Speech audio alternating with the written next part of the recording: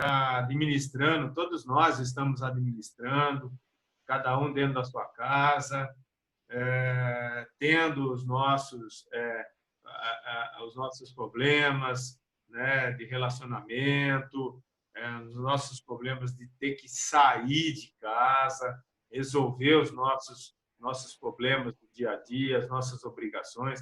Realmente é uma situação inusitada e que é tudo novo para a gente. É tudo novo, mas Deus está nos, assim, de certa forma,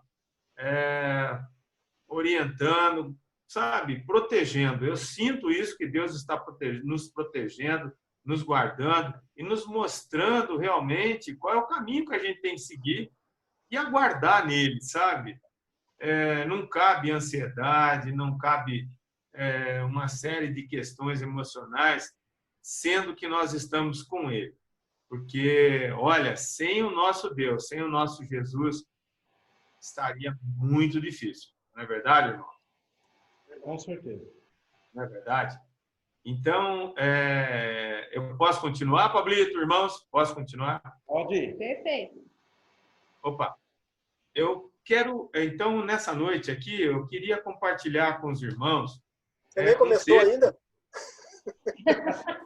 Você nem começou ainda? Não, Marcão, essa é a parte que eu chamo do desabafo.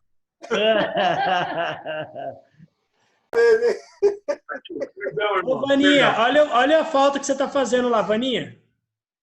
Perdão. Não vai quebrar esse suporte amanhã. Não vai quebrar o suporte. Cadê a Vânia? A Vânia está obscura aqui? Nós estamos no esquema de república, né? Então, só estou eu e o Vitor aqui. A Vânia foi dar um suporte para os pais lá em Botucatu, né? O Arthur está lá com ela, né? Já está tratando das questões da faculdade, enfim. Então, aqui em casa, a gente está... o Clube da Cueca. Eu e o Vitor. Cuidado dela quando ela voltar. Muito bom. Ela precisa voltar. Então, é isso, sabe? É muito bom estar com vocês aí. A gente se vê dessa forma. Eu quero compartilhar com os irmãos hoje a palavra de Deus, irmãos, que está lá em Abacuque. Né? A palavra de Deus em Abacuque 3:17, 3 de 17 a 19. Abacuque, profeta Abacuque, né? 3 de 17 a 19. Para ajudar um pouquinho, fica antes de Sofonias. Um pouco antes. Isso. O que diz a palavra de Deus, irmãos? Ela diz assim: ainda que a figueira não floresça, nem haja fruto na vide, o produto da oliveira minta, e os campos não produzam mantimento, as ovelhas sejam arrebatadas do aprisco, e nos currais não haja gado. Todavia, eu me alegro no Senhor, exulto no Deus da minha salvação.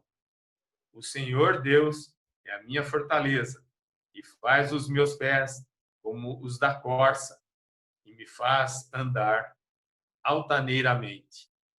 Amém.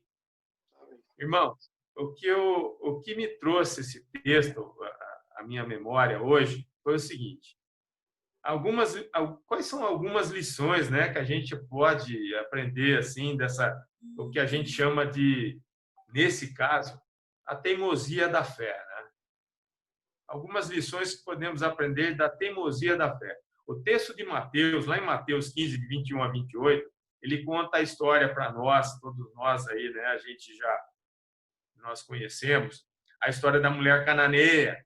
Cananeia insistindo com Jesus para que ele curasse a filha que estava horrivelmente endemoniada, né?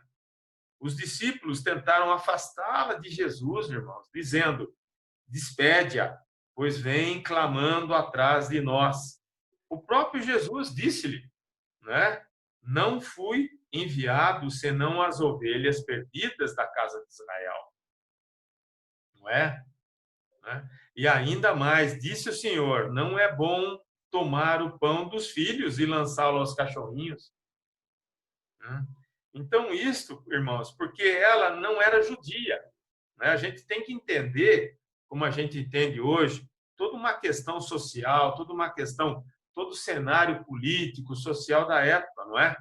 Mas ela, irmãos, com Jesus e a teimosia dela, ela foi vitoriosa, irmãos.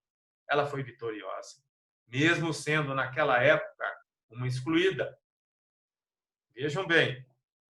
Então, algumas lições que a gente pode, assim, né, que a gente pode aprender com essa teimosia dessa mulher, né? Primeiro, a teimosia dessa mulher, ela ultrapassa as barreiras do preconceito.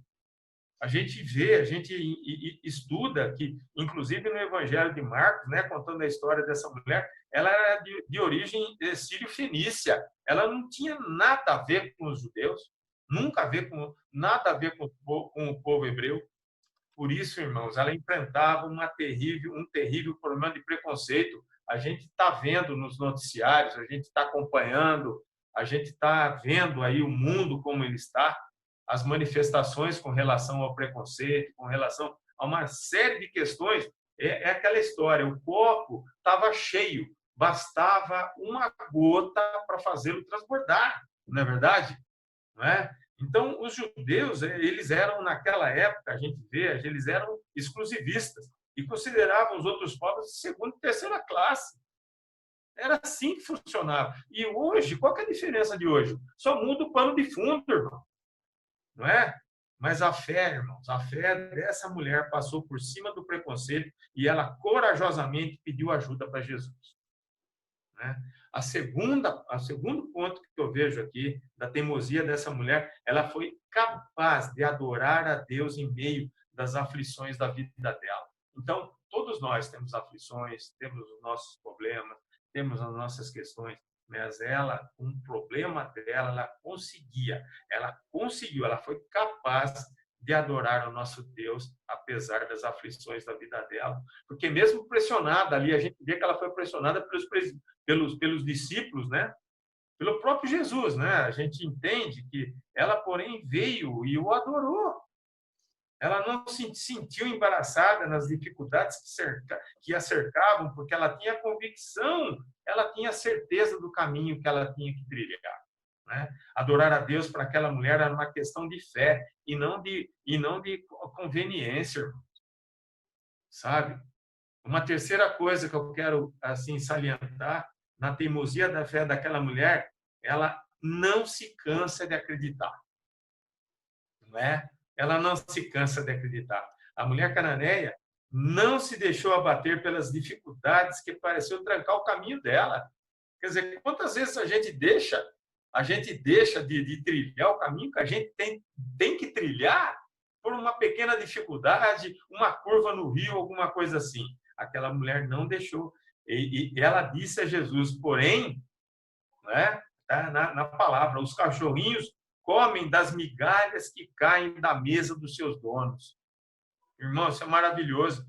Não era qualquer empecilho que faria com que ela desistisse de obter essa bênção. Não é? A fé teimosa não se cansa de acreditar. A gente não se cansa. Uma quarta condição, né? A teimosia dela, ela sensibiliza o coração de Deus. Esse é o ponto. Tocado pela insistência dessa mulher, Jesus disse, ó mulher, grande é a tua fé. Faça o que queres. Aí a gente vai e fala assim, né? Poxa, vamos buscar lá em Isaías. Isaías escreveu, eis que a mão do Senhor não está encolhida, para que não possa salvar nem surdo, nem o seu ouvido, para não poder ouvir. Não é? Lá em Isaías 59:1. Então, acreditar, clamar e teimar é uma virtude nossa, é uma virtude da fé. Né? E uma quinta observação que eu vi aqui no texto... É na presbiteriana, você está na quinta. Perdão? Não, presbiteriano é 3 só, você já está na quinta, vai lá. minutos. Deixa, continua. Hermínio, fala duas coisinhas rapidinho. Tá brincando, eu ia fazer essa brincadeira que o Marcão fez, mas o nosso tempo tem mais 4 minutos, pode ficar à vontade. Eu já criei uma nova sequência aí, se terminar, tem um novo link aí para vocês, mandei no zap, tá?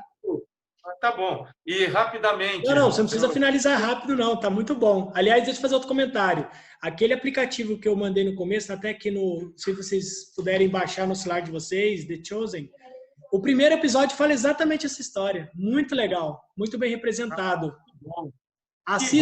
Assistam, depois a gente compartilha aí depois. Excelente, Pablo, excelente. Então, e o último ponto que eu queria deixar com vocês é o seguinte: qual foi a recompensa, né, de toda essa questão que essa mulher enfrentou, né, da perseverança, da adoração, né? A quinta, ela foi recompensada. Então, ela se viu recompensada, e desde que aquele momento Deus disse para ela, Jesus a disse, né? E desde aquele momento sua filha ficou sã, né?